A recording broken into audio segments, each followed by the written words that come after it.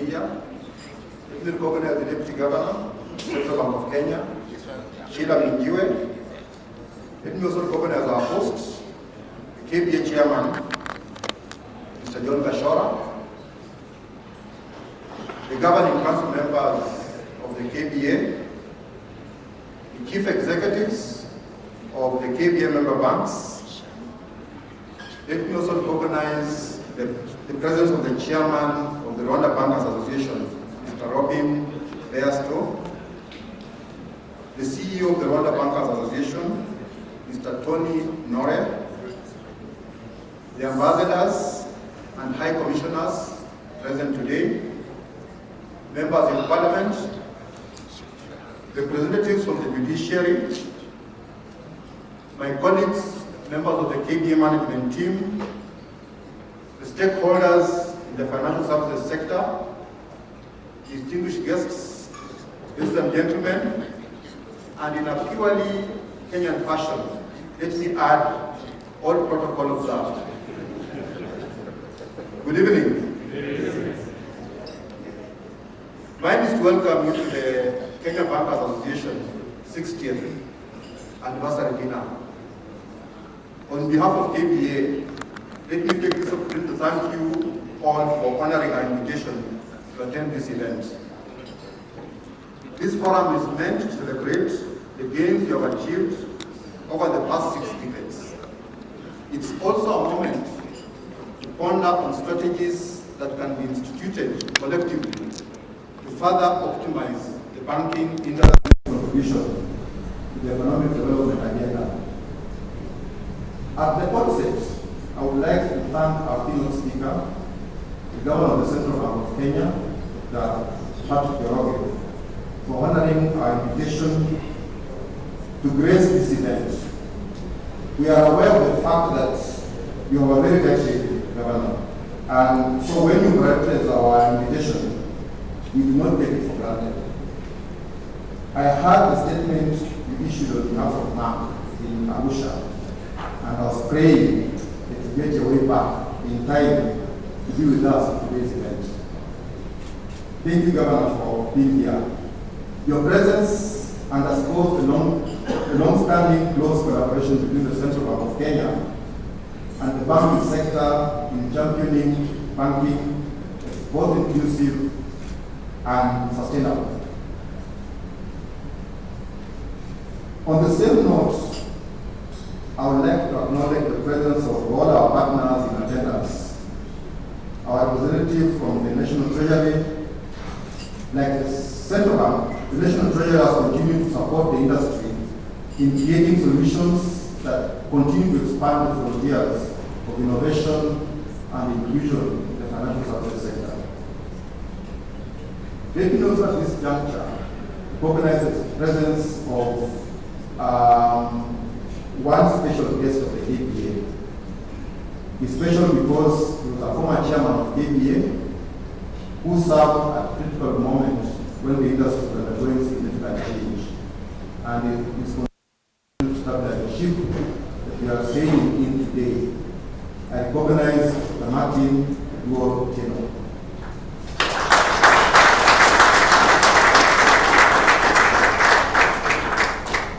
Also joining us at this milestone event for the KBA are our brothers all the way from Rwanda. The Rwanda Bankers Association is here represented by the chairman, Mr. Robin Beasto, and the CEO, Mr. Tony Nore.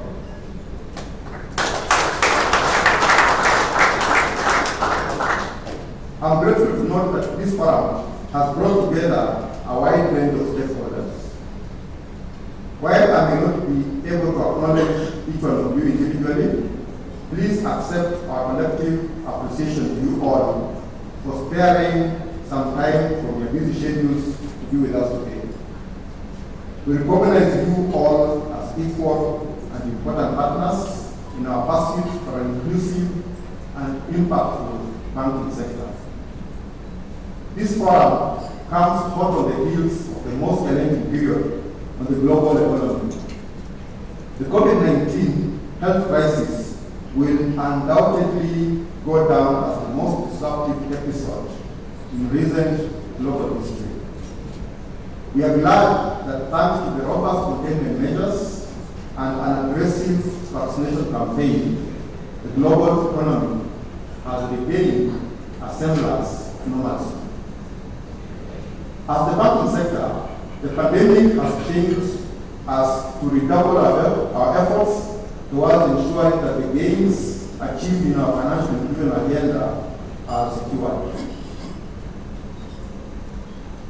In line with the current previous strategic plan that is running from 2019 to 2023, we aspire to continue being responsive to the needs of the banking public, the consumers of our services, and making efforts to positively impact communities in which the banks operate.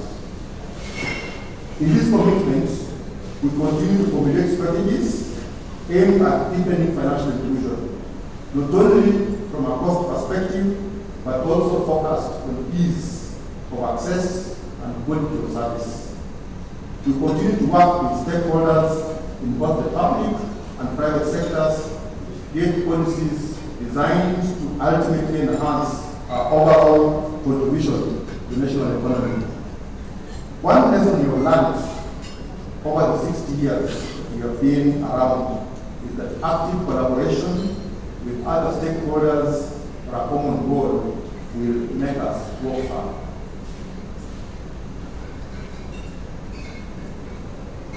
As part of our efforts to support growth in the micro, small, and medium-sized enterprises sector, KBA continues to champion the Inuka Enterprise Development Program. Initiated by the banking sector in 2018, the program aims to support MSMEs by equipping entrepreneurs with skills designed to enable them to run businesses in a better way. We have so far been able to reach over 50,000 MSMEs through the Enterprise Management and Training Program. I would like to acknowledge the KBA member banks for supporting this initiative. We also are thankful to stakeholders who have supported us expanding the reach of this capacity building program. And I would like to in particular single out Kenya National Chamber of Commerce and Industry, Kenya Association of Manufacturers, and KEPSA. Beyond capacity building, the banking industry has continued to make an inspiring impact through tax contribution. According to the 2021 report on the total tax contribution from the banking industry, the banking industry contributed 27% of all corporate taxes paid in Kenya in the year 2020. The industry also continues to invest in research on the lending and policy environment to explore more ways of creating value for the economy. Indeed, the industry recognizes the fact that facilitating an understanding of the financial environment through research has become a necessity, considering the dynamics of the Kenyan market and the global disruptions caused by the COVID-19 pandemic and the geopolitical tensions. These dynamics are seen to have a bearing both at the policy and operational front, and at the broader economic environment under which banks, just like other businesses, operate. It's in recognition of these dynamics that the banking industry, through the Kenya Bank Association, has endeavored to ground its understanding of the current and emerging developments through research. Our wide array of research publications seek to facilitate discourse and new ideas on interventions on both the operational efficiency and customer experience aspects of banking. And as I conclude, I would like to extend our position to our stakeholders in Parliament, especially the Departmental Committee on Finance and National Planning of the National Assembly and the SDP caucus for their relentless support to our requests and initiatives. We commit to continue collaborating with Parliament and indeed all our stakeholders in driving the national development agendas. Finally, I would like to commend our partners in the financial services sector for your support, which has enabled us to progress many industry initiatives. I also acknowledge with gratitude the support we continue to receive from the diplomatic community in building capacity amongst bankers, and in particular towards addressing emerging challenges such as money laundering and terrorism financing. With these few remarks, ladies and gentlemen, I would like to welcome you once again to this dinner. We are happy to host you and look forward to an interactive evening. Asanteni sana.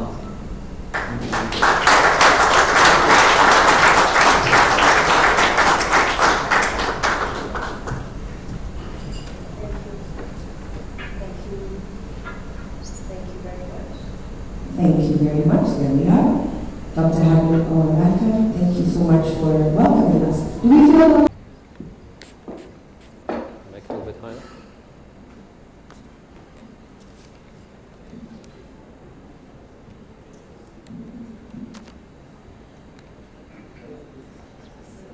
Just make it a little bit higher.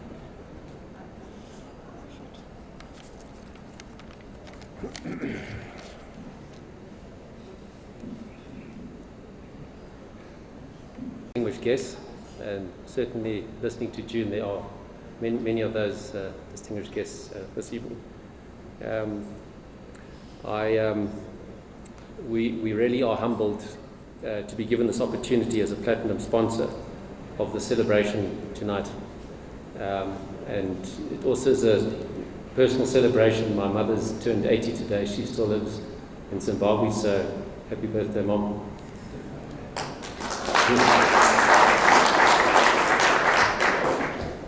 Our partnership with KBA over the past, believe it or not, it's 11 years now, is something that we do not take for granted. We are truly grateful and appreciative of the trust that's given to us both as a trusted advisor and for the solutions that we provide you.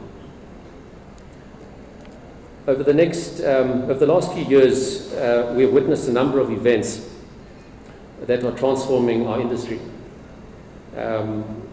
maybe faster than expected.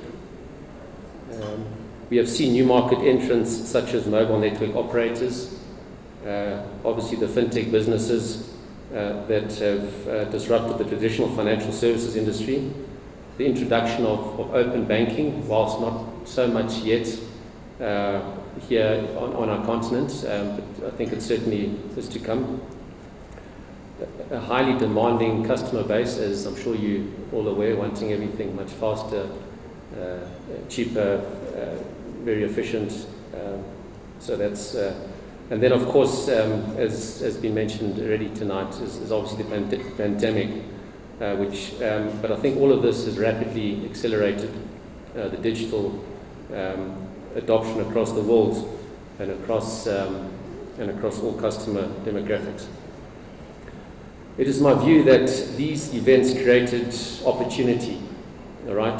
Opportunity for all players in the financial services industry.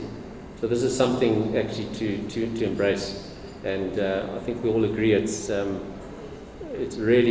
moving at a rapid pace now, but we are in exciting times to really transform our world. And I think it's now the opportunity to really revisit the way we do many things, the way we service our customers, the way we automate and make more efficient and optimize our back office processes, and the way we think about new offerings for this changing market. At Cybrin, we are assisting our customers in a number of ways. Just to mention a few, obviously I've just got 5 minutes here, so I'm trying to keep it brief. But the first thing is helping the Bill and Melinda Gates Foundation build an open source fraud and risk management solution, which we will then also put that in the cloud. So that's quite exciting times, and for those who don't know what modular loop is. It's interesting, it's a Swahili word, but I understand that it's not that commonly understood in Kenya. But one loop, and it's basically open source, and it is there to assist financial inclusion because it's being open source. It's obviously software is for free, and that is something that is quite exciting that we're part of. Then I think secondly to mention, I actually can't believe I can read my own print here. It's so small. Quite impressed with myself, but now I've lost my place. Yes, I think helping the industry think about how we deal with identity in the digital world. So this is becoming very, very relevant. So this is something that we're quite passionate about, and we also think that's really has its contribution to financial inclusion. And we're working with various institutions on concepts like self-sovereign identity. It's quite an interesting thing. I won't get into it now, but it would be worth making a note of that. Just doing some research on self-sovereign identity. It's actually an interesting concept. And the management of identity on a centralized basis, centralized KYC, as an example. I think that's also going to be great. And then also worth mentioning is solving the requirements for new payment methods like, and there's a bit that's happening, some of it's already happening here in Kenya, but, things like rapid payments, a thing called request to pay, whereby you ask someone to pay you and they just basically approve that and then the money gets pulled, so that's quite handy. Pay by proxy, which is something also which is very convenient. Often we don't know the account number of someone, but you need to make a payment to them. And this is something that also you can centralize, where you register different types of information that's linked to your account number, for example. So it could be your ID or your mobile number and so on. And then you just say, well, I know what Jane's phone number is and I can pay her, and then that'll go into a bank account. And then obviously the move towards ISO 222 standards. As you may or may not know, that's in Kenya, because we've obviously got guests from other areas. That's a project that we're currently busy with, taking the clearinghouse in Kenya to ISO 222. That will go live later this year. And then payments, the last one's quite interesting, is payments as a service in the cloud. So that's something else that we're working towards. And we think the world is moving to these payment rails, and in order to remove friction and reduce the costs to the consumer, which is key. So we really encourage you, as I said, to embrace these changes and use the opportunity to harden your own revenue payment streams and your cost to income ratio. And finally, Cybrin is definitely into the whole African renaissance. We are African-born company. Actually started in Zimbabwe and then to South Africa, but we've expanded into Africa, and now in Kenya we have a local office of about 30 people. And given the availability and high talent of technical resources, mainly software developers in Kenya, we're actually going to expand this office quite considerably now, and to use it as a regional hub for other countries, mainly in East Africa, Uganda, Rwanda, Tanzania, and so on, where we also do have smaller offices and people on the ground. So that's something that we're very excited about, and definitely something strategic for us. And I think that's it. So thank you for your time, and have a great evening. Thank you.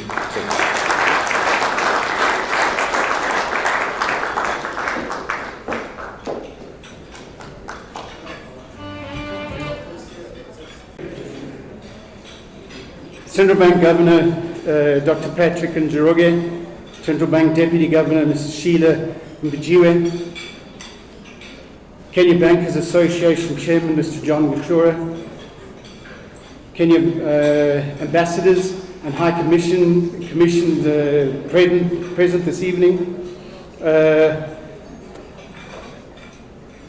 Kenya Association Governing Council members,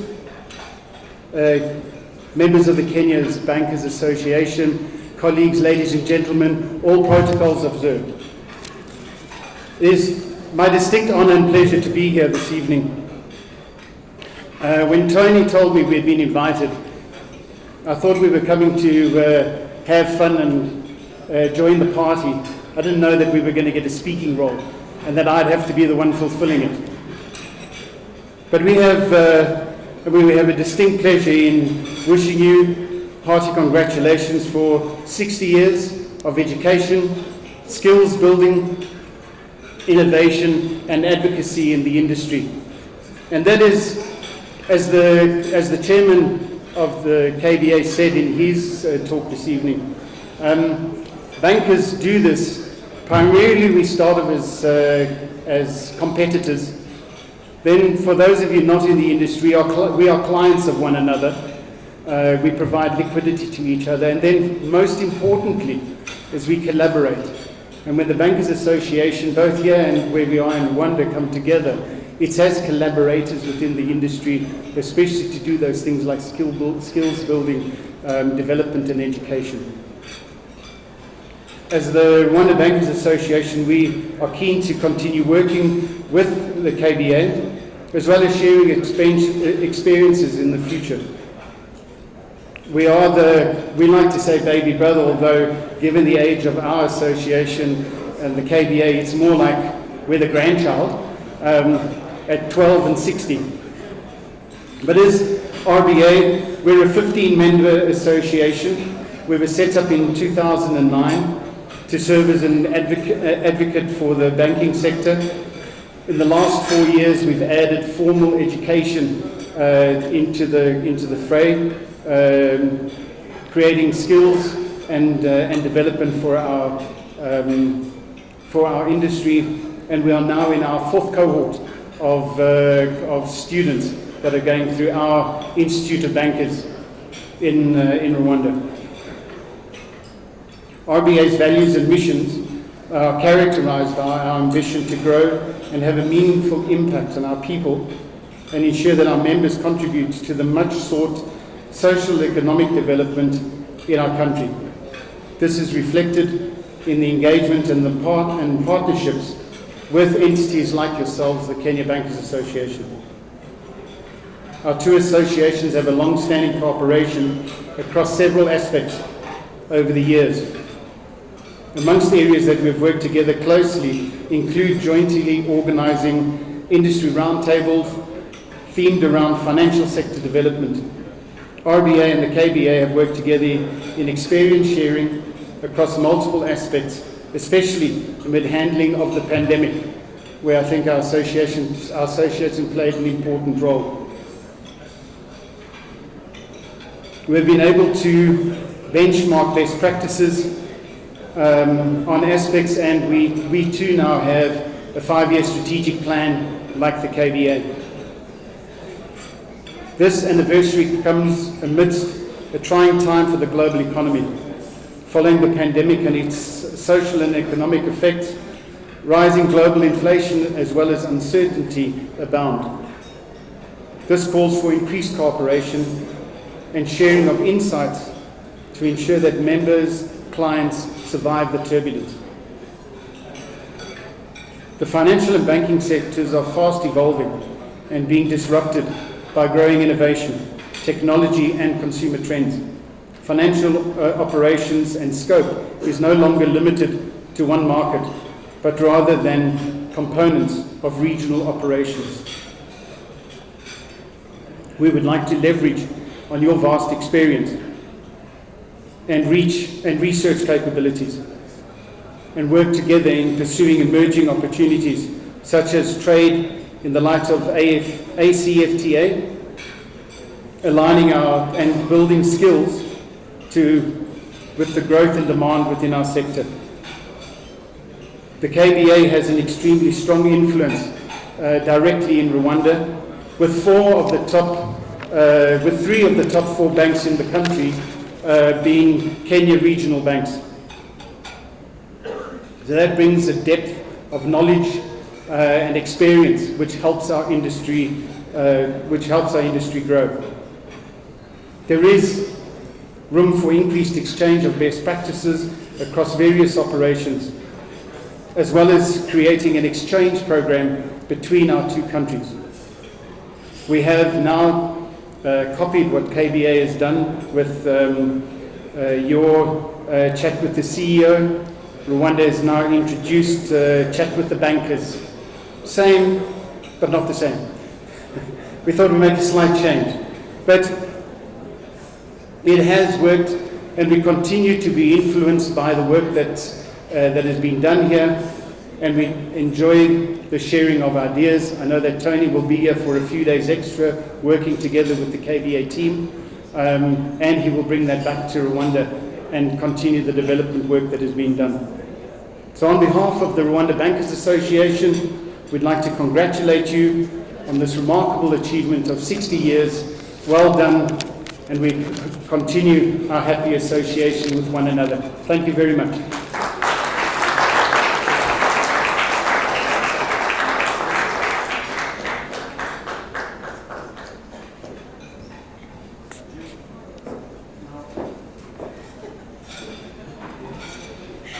Chairman Robin Bairstow, yes, now you can eat. I'll try and get through this quite quickly.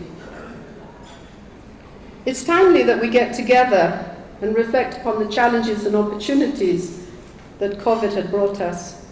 Just as the world was beginning to unwind from the pandemic and the controls and the loosening of measures was beginning, new shocks came with the disruption in the Ukraine, commodity price increases, and the impact of monetary policy tightening.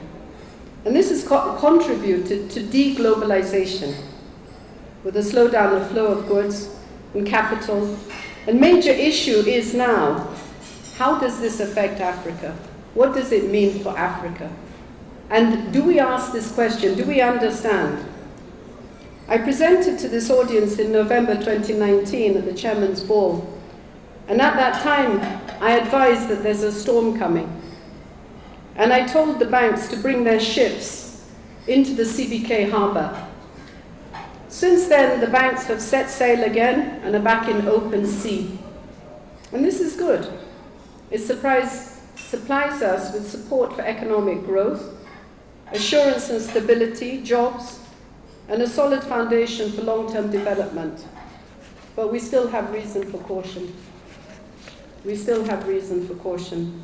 Over the past decade, rising tensions, nationalistic and globalization, we've seen it in Brexit, we've seen it in the US-Mexican border conflict, we've seen it in the inequality in the distribution of the COVID vaccine, and the exit of foreign troops from Afghanistan, and now the Ukraine invasion. A globalized world presented all kinds of opportunities and challenges. We got the highest growth across the globe that we've ever seen, and we got employment opportunities across the globe. And at the same time, we had increasing inequality, ethnicity, operational, structural, and social weaknesses. For Africans today, it's fascinating to see that rich countries and poor countries have the same problems. We're talking about increased poverty, ballooning inequality, lack of faith in governments, fractured societies, and polarization. We talk about Black Lives Matter, the Trump era, South American woes, Sri Lanka now very recently, and the wars in Ukraine. Poverty and inequality remain unacceptably high, and progress towards the Sustainable Development Goals remains inadequate. When we looked at the OECD countries, only 6 countries between 2010 and 2018 have recorded an increase or a decrease in the inequality. Only 6. This is the OECD countries. Democracy and debate are under threat. Democracy allows for dissent, but it demands a conversation, and that conversational space is shrinking. So then came COVID, with a downturn in economies greater than the global crisis of 2008. 500 million people have been affected by COVID in the sense of catching the disease. And we have 6.3 million people dead. Strong restrictions on movements and protocols contributed to large negative economic impacts, and developed richest nations invested in extraordinary stimulus interventions. COVID has eased, it's true, and this has been partly supported by vaccinations. When we look at the World Health Organization, they tell us that we have to have 70% of the world's population vaccinated. And the target was by mid-2022. So far, 62% has been vaccinated, but only 19% in Africa. High levels of unemployment, contributions to possibly the worst recession since the Second World War are now unveiling themselves. And the impact is being felt in Africa. 39 million people in Africa, in sub-Saharan Africa, according to an IMF report in April 2022, have fell into extreme poverty in 2020 and 2021. Worryingly high inflation in many economies now persists. And this was mistakenly assumed to be transitory. Labor markets have just changed. This year, many central banks have tried to address the inflation challenge with monetary policy, but this challenge has been brought about by supply-side shocks. And so the job that monetary policy can do is limited. We're now facing problems of stagflation, which is a combination of high inflation and low economic growth. This was last seen in the 1970s. Ukraine-Russian conflict, sharp commodity prices, oil and food prices, inequality has developed the inequality and the poverty further.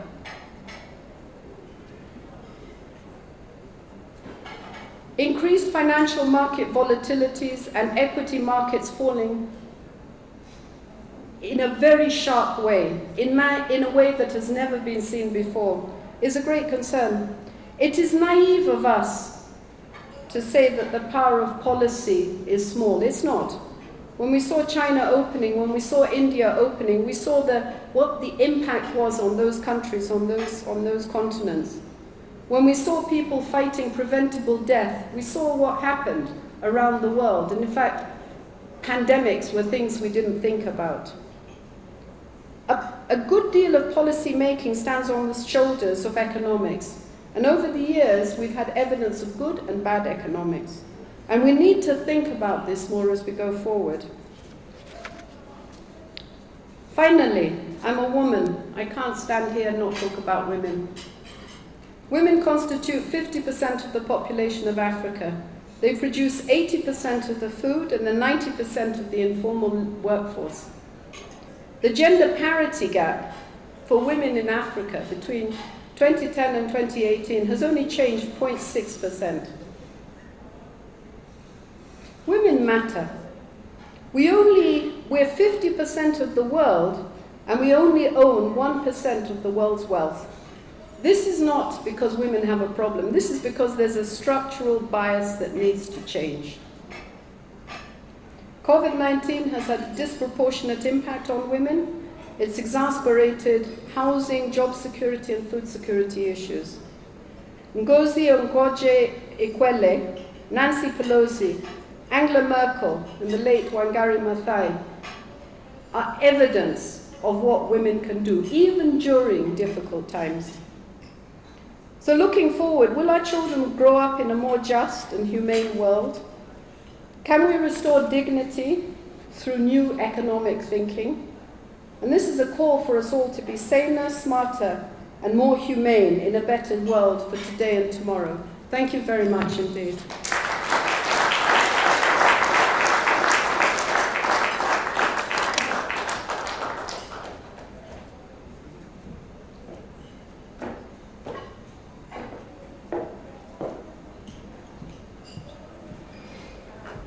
Thank you once again, Mrs. Sheila Jared, for those brief and very poignant remarks, and for sharing some of those statistics. 50% of the population, yet 1% of the wealth.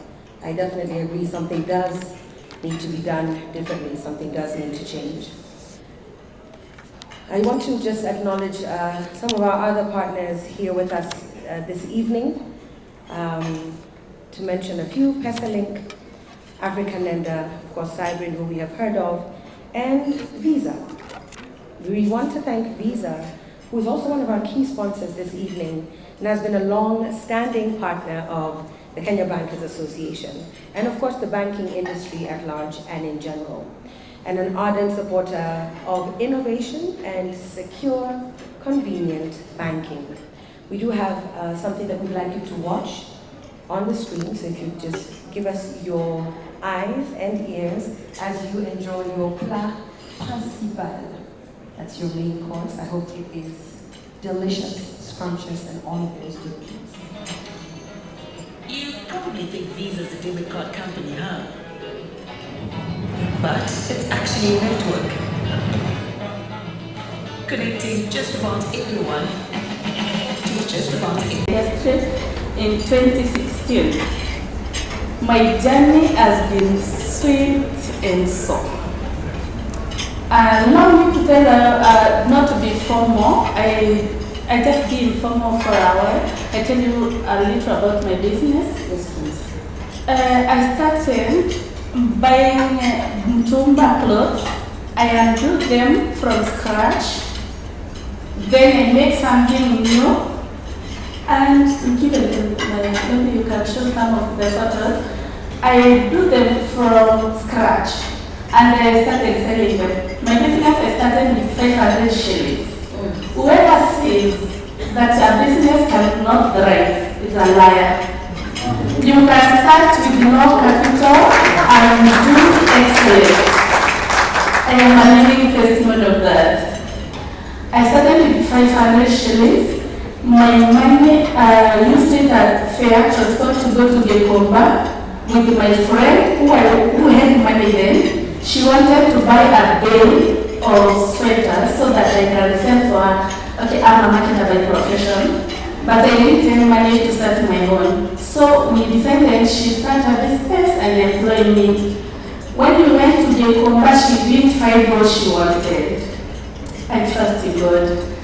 I asked her, because I spent the 500 I had and I didn't have more money, I told her to lend me the money she had to buy a bill, and I bought a bill of brass at 9,500. I'm speaking about something that I have documented. I bought a bill of brass for 9,500, and she loaned me that money for 3 days only. And I agreed to pay. I sold that bill. I got 27,000. 3 times the amount. Yes. Wonderful. I could not believe myself because it wasn't my effort, it was God's. After that, I paid the money back from interest and the interest. Then from then I started now doing small businesses because the money I had, the balance I had, and my expenses, my family expenses could not run do another bill. So I decided now to buy pieces at Gekomba and do them and label the jackets. Is this one of your pieces, Helen? No, this one are advanced. You've advanced, okay. Yes. Allow me to move to Wahiga. Would you tell us, what is a typical day for you at Let's Create Africa? A typical day for me is solving people's problems. Solving people's problems? Yes. People have problems? Oh yes. Okay, what kind of problems are you solving? The first problem right now is actually asking who am I? So I'm trying to solve that by telling you, so I'm in communications and branding and media, and so it's about helping you communicate better media, the best platforms to use. And so my daily appearance really actually told them helping them match the two. Just case in point, I saw a few presentations. Yes. Please call me after this. I would like to do that. Okay, wonderful. So a typical day, you have clients walking. You need a marketer like Helen to find clients to walk in your door. What is a typical day for you? Really, I have both. Yes. The clients who actually call me on referral. I have had good word of mouth from people, so very good referrals, very interesting people actually referring people for me to help them. And now just looking at this season, a typical day is actually helping some of the politicians solve their troubles. On behalf of all of us here, receive our gratitude. Teresa Nasabu Saleh of Little Cummings Nightwear and Salon. Tell us about yourself. What is the business that you run? My name is Teresa Nasabu. I'm a mom of two, and I'm an entrepreneur. I run Little Cummings. I'll say it's 1 year now, with consistency. However, I've been doing it and stopping it. Reason being, I didn't have enough knowledge to understand how to run my business, because I have a job that I'm employed from 8 to 5. And we all know sometimes whenever you employ, whatever you're getting might not be enough depending your needs. So with that, I had a vision of just doing my own business. And when I had a chance to learn more about through your platform, Inuka SME, and to learn how I can run my business, this helped me, and I had a chance at least to open up. I started online. I ran a nightwear business whereby I started by going to Kikomba. I go and buy, I started in 2000. I go buy, come, wash, iron, put them online and sell to clients. However, I was getting a lot of challenges because during 8 to 5, I'm going to my where I'm employed. So with time after taking the training, I learned how I can get someone to help me run the business. I learned how I can create a value chain whereby my supplier, now I don't need to go to Kikomba. When they open the bay, they call me. So when they call me, I tell them maybe I'll take for, let's say, 10,000. So for 10,000, they choose for me the first camera. After that, a rider will drop it. When they drop it, they drop it. Now, thank God it is 4 months since I opened the shop. And I've employed someone in the shop. And through this person, after learning how to interview and get the right person to do the business, she had the skill of doing, of plaiting hair. And she told me, these kids who always follow me where I am, to come so that I can plate it. Can I do it here? And I said, why can't we open a salon, because the space is big, and now the salon is on. And through that, knocked on your door. Yes, and through that now we see you having Little Cummings Nightwear in the salon. Allow me to ask you a question, because you've kind of preempted the next thing I wanted us to discuss, which is the challenges that you are facing as a business owner. And I think you've kind of already answered a portion of it. You found somebody with the right skill set, somebody that you were able to train, and you learned these things through the Inuka SME program. Yes. And being able to know that you can still run your 8 you still work at your 8 to 5? Yes. So you are a business owner and still employed somewhere else? Yes. Well done. What other one challenge could you share? What was the biggest challenge the Inuka SME program has helped you to overcome? Inuka SME program has helped me overcome, I'll say the main challenge was employing. I was afraid because I didn't have the skills to get the right person to employ. So that maybe, I'm not sure, should I ditch my employment, but I'm not sure about this business. Yes. So through the training, I learned how I can get the best employee. Yes. I tried that, I failed like twice. Yes. And then the third time I got a lady who really knew what she wanted. Okay. And now I can see the business running. And through that again, I see that started for two years, but it was not consistent. Yes. because now I've kept 3 suppliers who I can talk to, and whenever there is a bill, I will get the first cameras delivered to me. So it doesn't interfere with my daily work.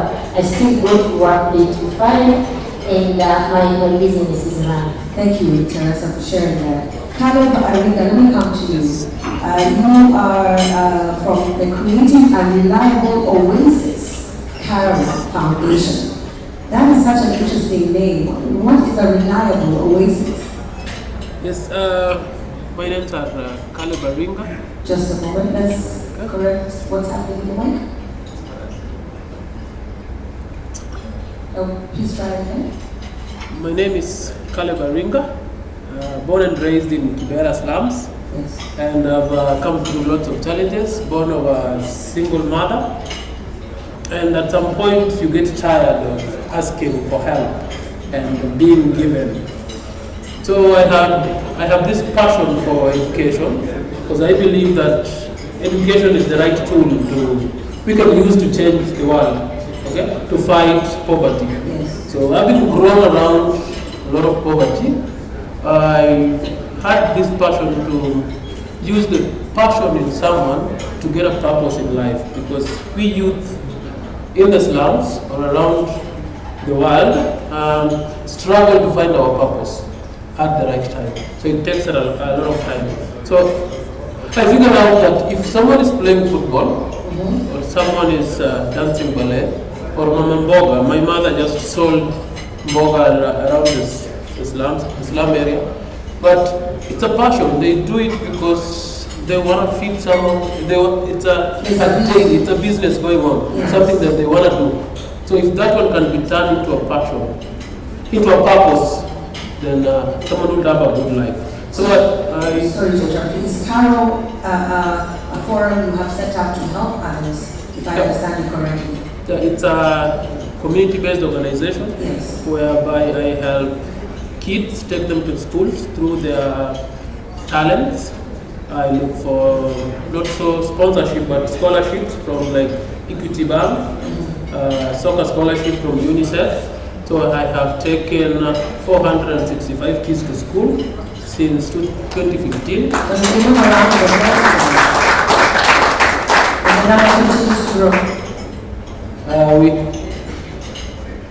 We also have different, I venture into teaching innovation, small businesses, called the design thinking. I went through the design thinking process in Africa Nazarene. So I brought the program back home, and I've been helping do consultation to small businesses that are starting. So that's when I met KBA, yes, and I fell in love with the Nuga process. I thought it was the best. Yes. I am very much moved by the local person, the single normal Mwananchi, because I know the struggles. So I help lots of bloggers and ideas, because there's no such thing as a stupid idea. Every idea is worth something. Carol, let me ask you, given that you've been doing quite a bit in terms of mobilizing due to your partnership with KBA and the Luka SME program, what would you like to see the banking industry do better so that your work is also maybe multiplied to the power of N? What would you like to see the banking? They're here. All of us are here today to hear you. What is the 1 or 2 things that you have noticed in your current work that could be better, could be improved? Thanks. First, the banking industry, you've done a wonderful job getting to the normal Mwananchi. We feel you. It's time. For the last 20, I think 15 years, we've been a normal Mwananchi could go to the bank and get the services. So what I ask more is the customer care a bit. When I go to the bank, everybody assumes that I know what I'm supposed to be doing, but the normal Mama Mboga doesn't know, and that creates the fear. And usually in the banks, there is the 2 guards who are there, who sometimes are helping, but they are not really officially guys to help. If I don't know how to write my name and I still want a bank, if I don't know the right account to open and I still want a bank, there should be someone else there who could take me through regardless of my situation. Okay? and then the loaning system. We've been away, the bank has been maybe away for too long, or the guys in the community, the local community, are so much afraid of the banks because we kind of think it's for some people that we couldn't go just in and get a loan. But through the Inuka SME, it's easy. There are structures that you could go to get money, and the banks are really willing to give money, but we are afraid. So to remove this stigma, Yes. there should be a customer care. Now, the microfinance, they are good, but you've known since the last 5 years in Kenya, there have been so many mobile apps that gives loans that are really taking advantage of the normal mwananchi because it's personal business. Yet the banks are institutions which would be a little bit friendlier and offer more customer services and customer care and more advertising, so that the normal mwananchi could get to relate to it, to access to this one. Because they are. I'm going to interrupt you because I would like to hear from our other panelists. Helen, let me ask you, where would you say you see your business in the next 5 years? You've told us about the journey from the 500 shillings to where you are now. Where do you see yourself in the next 5 years? First of all, allow me to speak something about the Inuka program. Yes, please. Allow me, ladies and gentlemen, to appreciate the Inuka, the KBA, specifically a lady called Rosalie. Today is the first day I've sat with her face to face, but for the last 2 years, since the Inuka program started, I met her at the program. We didn't get a chance to talk one-on-one, but she gave us her email and she has been so supportive that I was so excited to sit with her at the same table. She has been so handed in my business. I have a special way to appreciate her. Another person I cannot ignore, it's Waiga. Waiga, we met at the training, the Inuka program. He has also been so supportive. To be sincere, I didn't expect to say yeah. But giving thanks and recognizing the efforts people have made is something that we're here to do today. That program is awesome. Yes. And I would wish you people to go deeper to the common mwananchi, the mama boggers as they call them. Because people are there with brains and courage, but they don't have someone to push them. Okay. Was it not for the push I got from these two people, I would have just sat down and do my tumba and making and undoing without going to the next step. When I met Waiga, I showed her my stuff. He was like, this is good, Helen, you can do something better. Yes. And with the program, you see, you have to use this opportunity. It is an opportunity you're encountering many people, the CEOs. Actually, that is when he called me a CEO, and I call myself a CEO. Because I now am learning in science and fashion. And I'm a logo, actually. Waiga has been calling me even when I don't mean this call, to remind me to do something sensible, in a sensible way. The Inuka program helped me so much because they trained us about management. I wasn't good in management. When I started, I had only one tailor. Now I have 4 tailors full time. Unfortunately, during the corona, I sold my machines, but now I'm hiring machines, and I will be back to from that. So in 5 years, you will have more machines. Not only machines. Allow me to tell you, I'll be raising a gate. Come on! Yes. I'll be I'm not coming to the meetings on a cab or by a matatu. You'll be coming to teach at the meetings. How about that? Oh, yes. And inspire women. Particularly, I have a passion to stand one day and talk to 5 million women who are trying to take their lives away. Yes. Because they have no man behind them to support them, to give them money. My business has no single coin from a man. It is purely money. And I am grateful to my it is the field I hate. Yes. And I think if others can do, I can do it better. Thank you, Helen. Thank you for sharing that. Yes. In 5 years, Helen will drive here with a V8. Oh, yeah. We're all our witnesses this evening. Well, I think Helen will come to you. And thank you on behalf of Helen and everybody else you've supported. But you've given a lot of help to others. What challenges have you overcome through the Iluka SME program? Well, I think first, again, thank you, Helen. I must also give credit to Rosalind Gino. Please, Rosalind, I know people think you're too short to be seen, but you're awesome. You're powerful in ways I have never even mentioned. Rosalind, Mugami, who used to be there also. Yes. And I must also tell you, Dr. Hartwell. Surprisingly, he's never forgotten who I am, and he always greets me whenever I meet him. But with him, I thank him because he's given a chance for this program to even be, and he's allowed it to continue being. And so, with you guys and me, I got an opportunity to build a social capital.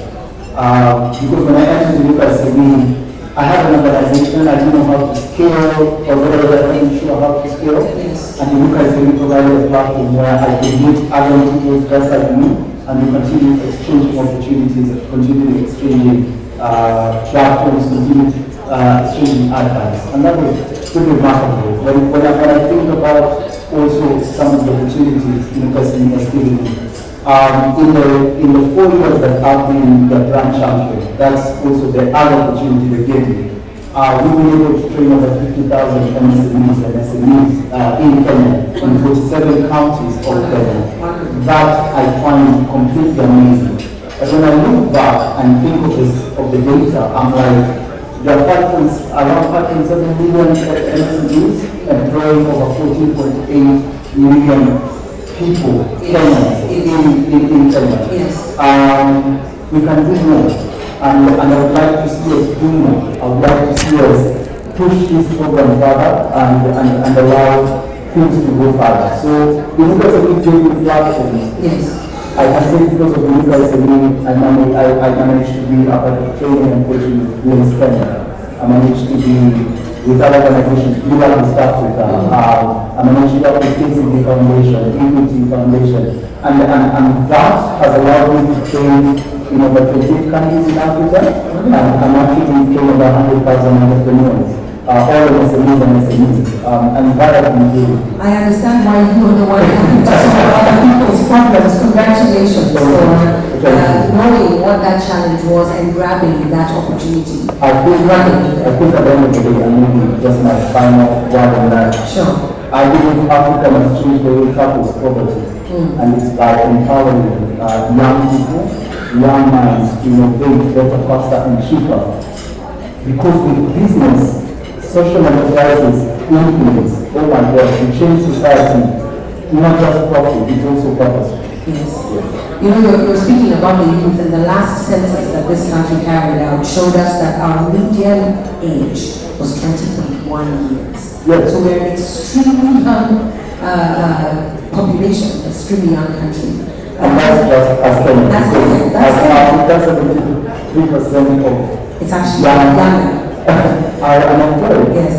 That is a very true gap. That's the gap. That's the gap. That's the opportunity. Teresa, let me come to you as we begin to wind up. I would like to hear from you. Where do you see your business in the next 5 years? You have one employee right now who has brought another service industry business to you, which is the salon. Do you see an expansion? Do you see yourself going to other counties? What does the next 5 years look like for you? The next 5 years, dealing with networks, I've understood the challenges of the gaps. You know, they are ready on all the Saturdays, they can say, no one, no two. And you see this morning that the bridesmen, they wear a certain gown. And you find, we African women are blessed with bodies. The plus size, have you ever seen photos of the plus size women with those men? Well, no. So what am I looking at? You find their silk materials. We produce silk materials in Kenya. We have tailors in Kenya. So in 5 years, what am I looking at? Custom made from Kenya, just buy from here, the silk material, and get tailors from here, and have and produce my own custom-made bridal wears, the night wears, that is the way, because I get orders for that and they can't get that. So that shows me that there's a gap somewhere. So to me, I'm looking forward to have my own company and employ people that. And then I'll say what I learned through the look at that is helping me build my financial muscles is registering my business. I'm telling you, to many people, they see like a very, very big deal.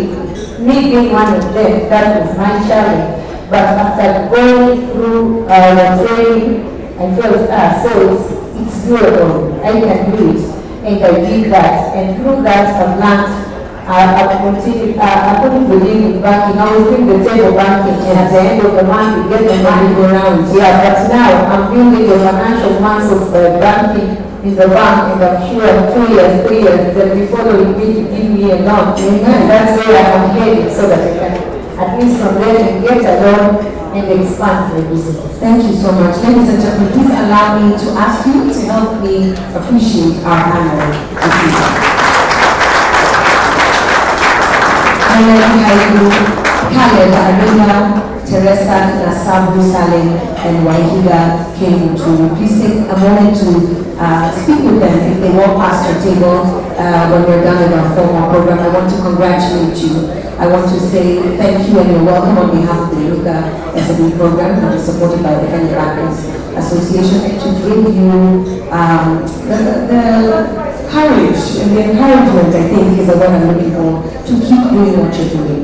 Khaled spoke to us about what we can do better, and we have heard you, and we will take that on, but continue to be a light as well. You've all benefited from this program, and I applaud you for passing that torch on. So once again, my panelists, ladies and gentlemen, Thank you. A keynote speaker, the Central Bank of Kenya Governor, Dr. Patrick Njoroge, our guest, Treasury Secretary, Dr. Julius Muya, the Excellencies, Ambassadors and High Commissioners present, the Central Bank Deputy Governor, Madam Sheila Mijiwe, KBA Governing Council members present, KBA Chief Executives present, members of Parliament, I've seen one or two earlier, KBA Management, any representatives of government and the judiciary, other stakeholders in the financial sector, distinguished guests, ladies and gentlemen, all protocols observed, good evening. I am indeed pleased to welcome you all to today's special occasion, being here to mark the 60th anniversary of the Kenya Bankers Association.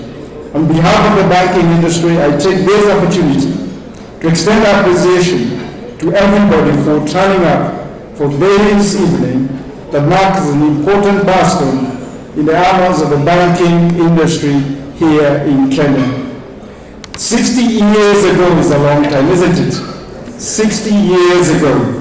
Let me tell you a memory for those of you who have read, and I presume a few of you may have been alive. But 60 years ago, John Glenn became the first American to orbit the Earth. The Cuban Missile Crisis brought the world to the brink of the Third World War, possible Third World War. For some of us who love some of the stories, Marilyn Monroe passed away in 1962. And for those who love football, Brazil won the World Cup against none other than Czechoslovakia. Have you seen them in the World Cup anytime? Yeah? And in the FA Cup, Tottenham Hotspurs were the champions. And for those who love movies, like a few people I met in the room, Dr. No, the first James Bond movie was released in 1962.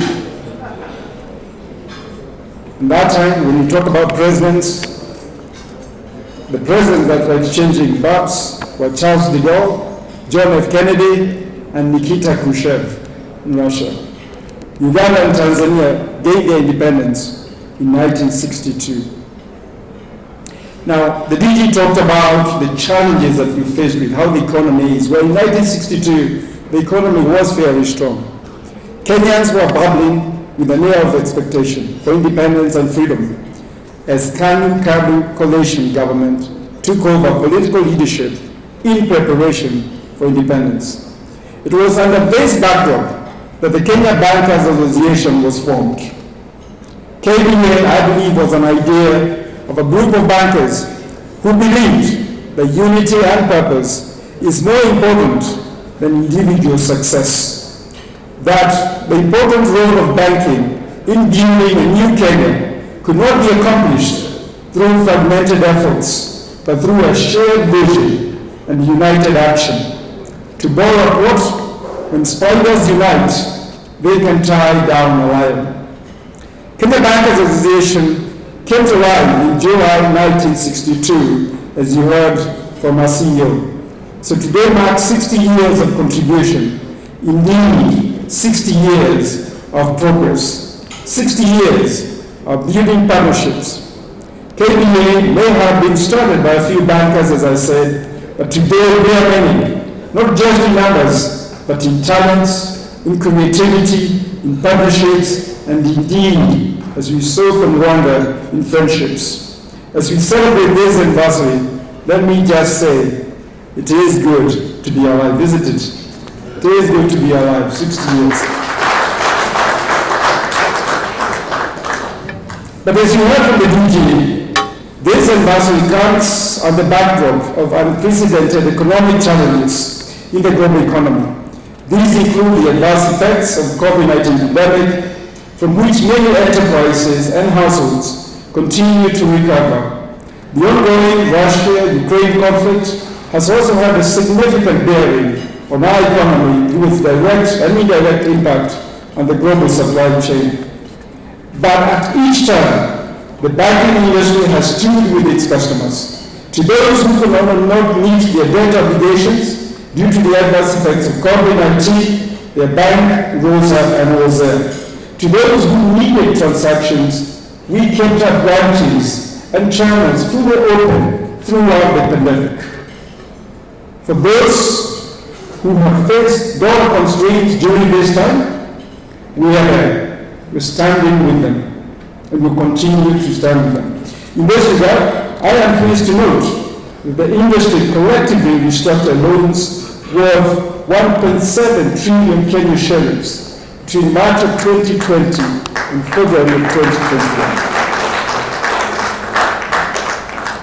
Having done that, the industry recognizes and appreciates that these interventions may continue to be needed for certain sectors and smaller vulnerable enterprises. As we further back, I would like to take this opportunity to acknowledge with gratitude the important role that the Central Bank of Kenya has continued to play in facilitating economic recovery amidst the unprecedented challenges the country has faced. Under the leadership of our keynote speaker, Governor Dr. Patrick Njoroge, the Central Bank has maintained a proactive role in developing and implementing targeted regulatory interventions that continue to support the recovery of various enterprises while anchoring and consolidating the banking sector stability. According to a research, small and medium enterprises like the ones that we just saw on this stage make a direct contribution of about 30% of the total value added in the Kenyan economy. It is a firm conviction, therefore, that enhancing their participation in the economy is key to creating more jobs expanding our GDP. For this reason, the banking industry coordinates a capacity building program called the Inuka Enterprise Program. This initiative was rolled out in 2018 as part of interventions geared towards enhancing the creditworthiness of small businesses to assist them access financial support. It is encouraging that the program has reached more than 50,000 enterprises since inception, with several availing themselves of loans and other financial support in our banks. And mentioning that, I'd like you to join me again in appreciating the panel that was here on stage and their stories of success. KBA continues to work closely with the National Treasury to further the uptake of the SME Credit Guarantee Scheme, which is an important facilitator in promoting credit access for enterprises in the economy. This scheme is a welcome de-risking fund that aims to deepen access to credit for enterprises across the banking industry in Kenya. As of March this year, the program had benefited over 3,000 enterprises across more than 41 counties in the nation. As we mark this milestone, therefore, and indeed the entire banking industry, we recognize this day as an opportunity to reflect and devise more measures that can be instituted to support households and enterprises in the recovery process. The industry acknowledges the need to consolidate and deepen the efforts that will optimize its role as a catalyst for economic growth. Through these commitments, the industry has expanded its focus to include sustainable lending practices. In recent years, the industry has seen a marked increase in the uptake of KBA's Sustainable Financial Initiative. This initiative has ensured the capacity building among banking workforce to strengthen the ESG performance and indeed responsibility.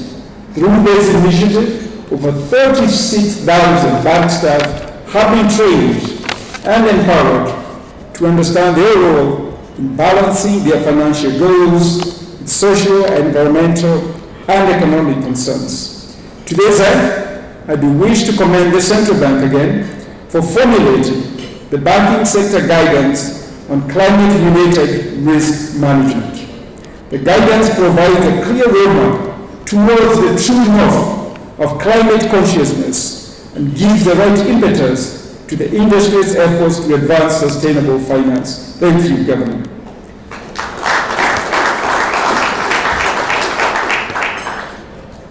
As an industry, we also continue to seek interventions aimed at mitigating emerging challenges through innovative banking solutions and responsiveness. We believe that sustainability is only meaningful where there is access. It is for this reason that the industry aims to enhance and sustain full access to financial services for all, including SMEs, as well as the vulnerable groups, such as people or persons living with disabilities, the youth, and women. Caleb, we are listening. To this end, the industry has over the past 2 years adopted a PWD accessibility roadmap, which calls for deliberate efforts to support financial inclusion for persons living with disabilities. Through the implementation of wide-ranging products and services that serve the needs of persons living with disabilities, our aim is to fully implement the PWD accessibility roadmap by the year 2024, or even sooner, I hope. As I close, I'd like to express my heartfelt gratitude once again to everybody who is here tonight. I am particularly delighted to welcome the participation of private sector leaders, financial sector regulators, and senior government officials as we reflect on collaboration prospects towards sustainable economic development, both locally and regionally.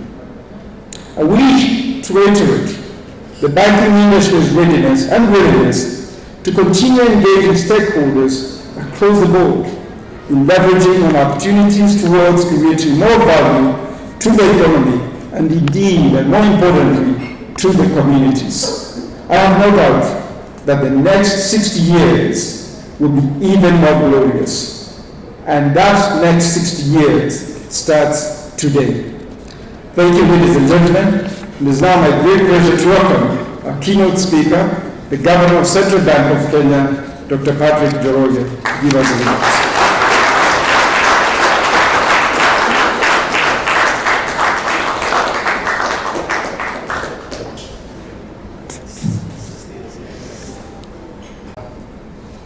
For your excellent remarks.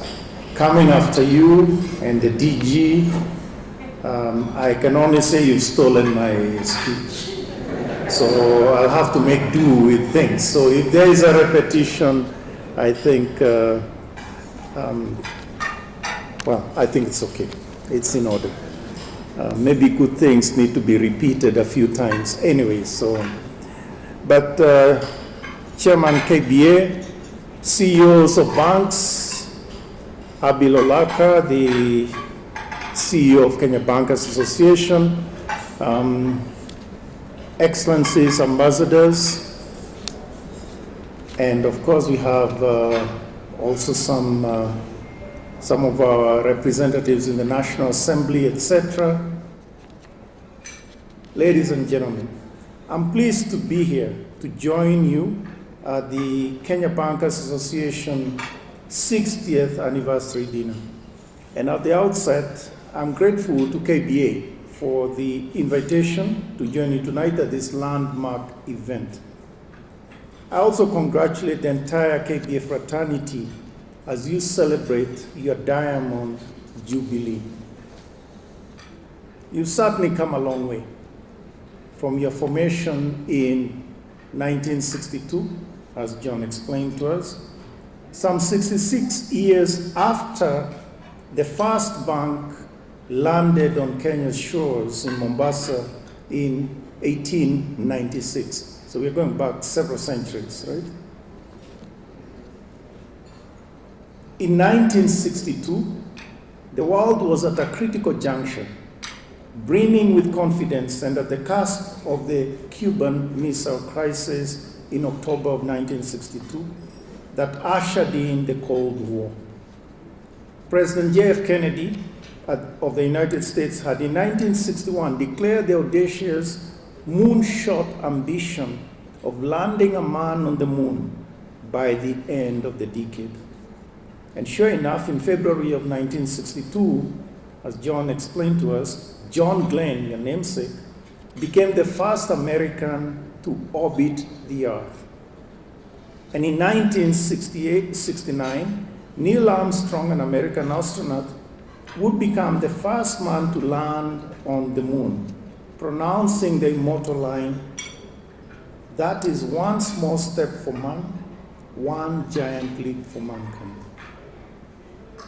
Closer home, as John explained to us, the curtains were drawing on the British Empire, with then Tanganyika severing its newly won independence in December 1961. Uganda would be next to gain independence in October of 62, and Kenya's independence in 1963 was highly anticipated. So, on the banking sector front, Kenya had just 10 banks operating around 150 branches, mainly in Nairobi and Mombasa and other key urban areas. The sector was serving mainly the British settler farmers and predominantly Asian traders. Having been concentrated along the coastal area in the early colonial days, the sector had tracked the growth of Kenya's colonial economy along the Kenya-Uganda Railway, that is the Lunatic Express, and the farming area in the Rift Valley and central Kenya, then referred to as the White Islands. So in the operational arena, banking operations were predominantly manual and paper-based. The passbook then used to record customer transactions was a symbol of pride, particularly for Kenyans, mainly in the trade and public sectors, accessing banking services for the first time. I'm pretty sure most people in this room did have that passbook at one point or other. I do remember having one when I was at the university. That's the only thing you could get. Other innovations that we now take for granted, such as the ATMs, would only be unveiled in 1989. To appreciate this journey, I strongly encourage you all to visit the Central Bank's Currency Museum that is currently housed in the Kenya National Museum. It's a great place to visit, particularly for younger people. They'll learn so much about the history of our sector. Over the last 60 years, KBA has worked with Kenya in its successes and challenges. From independence in '63, the global oil crisis in '73, the Africanization of the economy in the late '60s to the coffee boom in the late '70s. In the banking sector, whereas we have had significant growth and transformation, there have also been significant challenges. In the '80s, we experienced rapid expansion in the sector that was not matched by appropriate business models, governance, and regulatory frameworks. The first banking crisis was experienced in 1984 with the collapse of a locally owned bank and financial institution. This was followed by other banking crises in 1989 and 1993. I think, Martin, you were involved in some of these things, maybe cleaning up much later. Thank you very much for what you did. More recently, the sector has navigated interest rate cuts enacted by Parliament in 2016 and subsequently lifted in 2019. So circling back to the present, 60 years on, the global conjuncture is at a momentous as momentous as it was in 1962. We are emerging from the throes of a pandemic that caused a once-in-a-century economic crisis that has significantly affected lives and livelihoods. Food and energy prices have increased substantially over the last 2 years, exacerbated by geopolitical conflicts, particularly in Europe. Additionally, the climate crisis, previously seen as a tragedy in the horizon, is really upon us. Africa has borne the brunt of climate change in the recent past through floods, droughts, and pest infestations. So the crises are upon us. In the words of a song, mshike mshike kila kona, watu wakimbilia usalama. But are we seized with the optimism and confidence that put a man on the moon? In the words of the philosopher Seneca, and I quote, "It is not because things are difficult that we do not dare. It is because we do not dare that things are difficult."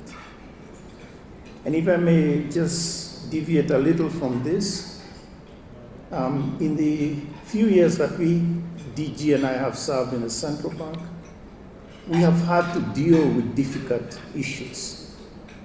And it helps if you have that sort of confidence, etc.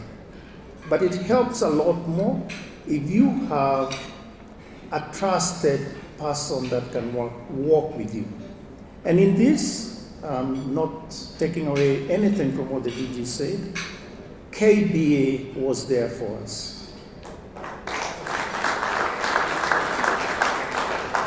It was there for us as regulators of the sector.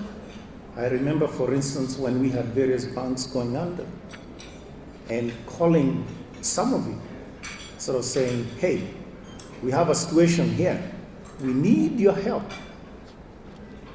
And I think KBA leadership went out of its way in many ways, and we had long meetings, but it wasn't the meetings, it's the outcomes.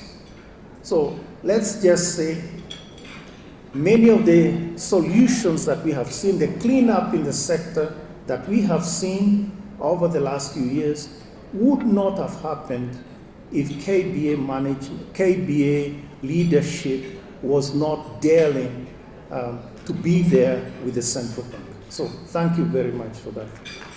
I'm pretty sure somebody will write that eventually in some sort of nice paper, research paper. But let's just be clear that they were there. So I want to highlight 3 significant achievements of the Kenya banking sector in the last 60 years. First, the sector has been at the heart of Kenya's economic transformation. A branch network of just about 150 branches in 1962 has increased tenfold to the current over 1,500 branches and over 78,000 agents across the length and breadth of the country. As John told us, the asset base of the sector crossed the 6 trillion shilling mark at the end of 2021, with over 66 million deposit accounts and over 13 million loan accounts. Second, the sector has positioned Kenya as the premier financial services hub in Eastern Africa. This is extremely important. And I look to our brothers from Rwanda, because they have been actually cooperating closely with the sector here in Kenya. So Kenyan banks have spread their wings across East, Central Africa, and the Indian Ocean. Currently, 8 Kenyan banks have presence in other 6 East African community countries, including the DRC. The subsidiaries of Kenyan banks in the EAC at end 2021 had 494 branches, over 8,000 employees, and an asset base of 1.2 trillion Kenya shillings. 2 other Kenyan banks have significant shareholding in banking in Botswana, Malawi, and Mauritius. Kenyan banks are therefore playing a significant role in supporting economic growth across the continent. Thirdly, the banking sector continues to provide talent both for the public and private sector in Kenya. We have seen banking sector talent being tapped to serve in the highest echelons of government. Martin, you're a good example of that. Across the region, particularly in the East African community, Kenyan banks and talent continues to steer and guide the transformation of banking sectors, including in DRC, Rwanda, South Sudan, and beyond. So truly, our best years lie ahead of us. We are set to take off. This banking sector is set to take off. So drawing on tonight's theme, this is KBA at 60 New Frontiers. What are the new frontiers really? What can we say about this? How do we deepen the roots, not just in Kenya, but across the region? How do banks become truly customer-centric? How do boards, management, and staff of banks walk the talk of being customer-centric and doing the right thing? How do we do the right thing, not just to tick a regulatory checkbox, but because it is an integral part of who we are?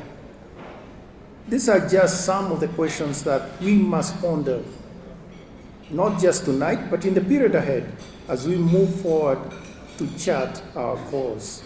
Allow me to highlight 3 broad areas that can be considered in seeking answers to these questions. The first of this is, and it's the most important, is culture. Culture. What values are important and how do we leave them in day-to-day operations of our banks? There are 3 core elements of this. First, boards and senior management of banks who are well represented here must own culture and set the tone from the top. I think that's important. The people in this room do set the tone of the banking sector, personally, each one of us. They must set the broad parameters and be clear on what, for instance, is meant by customer centricity. What are the outcomes we are aspiring to? How do we define a satisfied customer? Desired outcomes include a customer who has choice, is well informed to choose products and services that meet their needs and is treated humanely with a smooth experience. Importantly, fair market conduct practices must not be breached as products and services are offered to customers. The second element of this is entrenching these expectations on culture across all echelons of employees in the bank. It is imperative for boards and senior management to ensure that the behavior and values on the shop floor reflect expectations in the boardroom. Putting this together is an appropriate reward system to ensure the appropriate culture permeates across the entire organization. Undoubtedly, a fine balance must be struck between financial and non-financial performance indicators to drive sustainable long-term behaviors by bank employees that support customer centricity. The second element in this conversation is really technology and innovations. And I think we're in the right place. After all, Kenya is indeed the hotbed of innovation. Advances in technology and innovation have underpinned the transformation of Kenya's banking sector in the last 60 years. And we've moved from the days where banking could be a one-day affair for Kenyans going to bank branches to the present age of anytime, anywhere services. The advent of innovations including mobile phone financial services, cloud computing, data analytics, APIs, present significant opportunities to enhance banking services offerings. However, we must restrict the allure of emerging technologies and innovations and have customer needs at all times being our guiding compass. Technology should and must work for customers. Third is deepening the banking sector roots and connection to the societies. Coming out of the pandemic, as we have heard, lives and livelihoods have been adversely affected. Business, particularly the SMEs, are deeply scarred. The vision of global shared prosperity by 2030, espoused by the implementation of the SDGs, especially in health, education, and other social services, have been dealt a harsh body blow. And the DG gave us more numbers in this regard. Further, the ravages of climate change have manifested in Kenya and across the Horn of Africa in a prolonged drought that has adversely impacted food security. The banking sector will be expected to play an integral part as our economies recover from the ravages of the pandemic and climate change. Significant scaling up of financing will be required to support the recovery of SMEs. This will include both finance and business support services to SMEs, such as facilitating market access and pivoting their business models to post-pandemic environment. And we had an excellent example in the panel that we actually participated in and heard from. So congratulations again, KBA, for showing the way for all the banks in this area. KBA has set a good foundation with a Inuka Enterprise Program that has been showcased here this evening. But more needs to be done in scaling up all these programs. As I come to a close, greening of the financial sector remains one of the key visions of the central bank. As you appreciate, substantial public and private sector financing will be required to transition economies to being low carbon and climate resilient. To operationalize this vision, CBK issued a guidance note on climate-related risk management in October 2021. The guidance is intended to facilitate banks in integrating climate-related risk considerations in their governance, strategy, risk management, and disclosure frameworks. I'm pleased to note that all banks at the end of June submitted their climate risk implementation plans to CBK, approved by their boards. We look forward to the implementation of the plans and, more importantly, working towards Kenya being a green finance hub. Tonight's celebrations are well deserved. It has been a long, fulfilling, and at times arduous 60 years journey. A lot has been achieved, but a lot more lies ahead for us. What road we take from here? What will our successors say about us 60 years from now? What will be our connection to our customers and the society then? We hold the key to the next 6 years. Let us not lose it. As I really finish, I do not know how many of you are familiar with the James Webb Space Telescope. I don't want a show of hands, but that's something maybe we could Google, right? This is the world's premier space service observatory that has been 20 years in the making. It was launched last Christmas, on Christmas Day. And last Tuesday, July 12th, its first images of distant stars and galaxies were released. I was actually in Arusha, and I spent a lot of time just gazing at these photos. And they were totally and utterly spectacular. It certainly was well worth the wait, 20 years. And it confirmed that every scientist's diligence in the project will be paid back many times over the next 20 years. Thank you very much for your attention.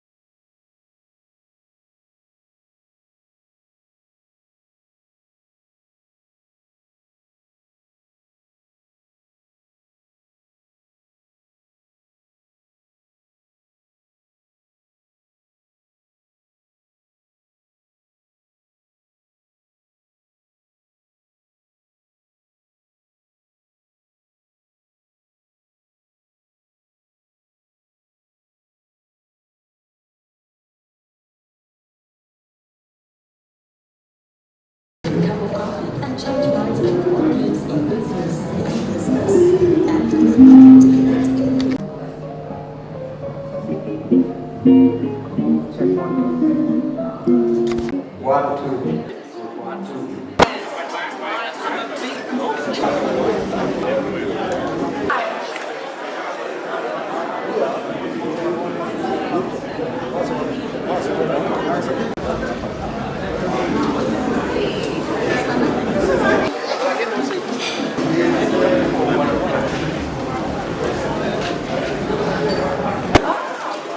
training on the Nairobi Securities Exchange. Okay.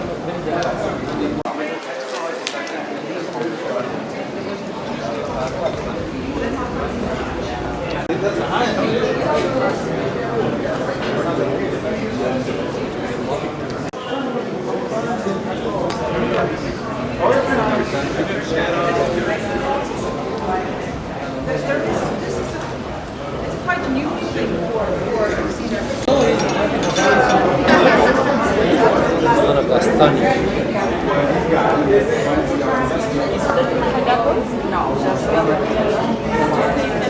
Overshot.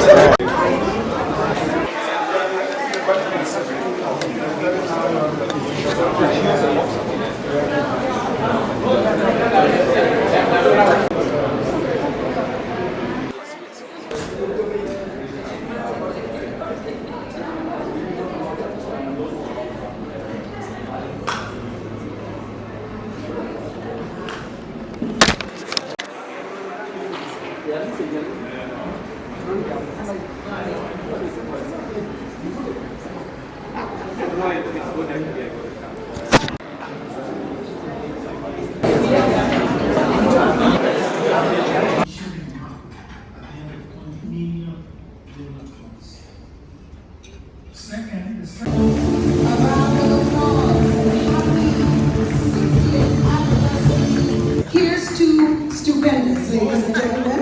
No, we're keeping on with the words as your glasses come. What word would you bless KBA with, Dr. Come a long way. We've come a long way. Those are 3 words. All you need to do is smile. That's it. Teresa, please start coming up. The current over 1,000 because they have been actually cooperating. All right. Happy anniversary, KBA. Thank you so much.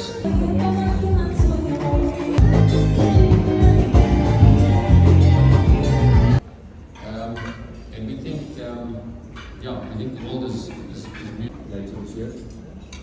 And then payments in the last few projects, it's now the opportunity to really revisit the way, I guess from other areas, it's probably we're currently busy with taking the care.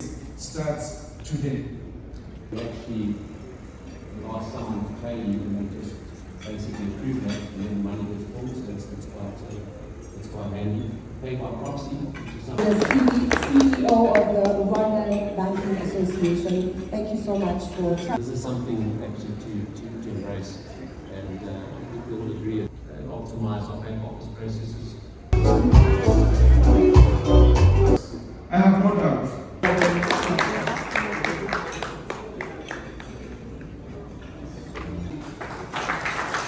Concepts like self-sovereign identity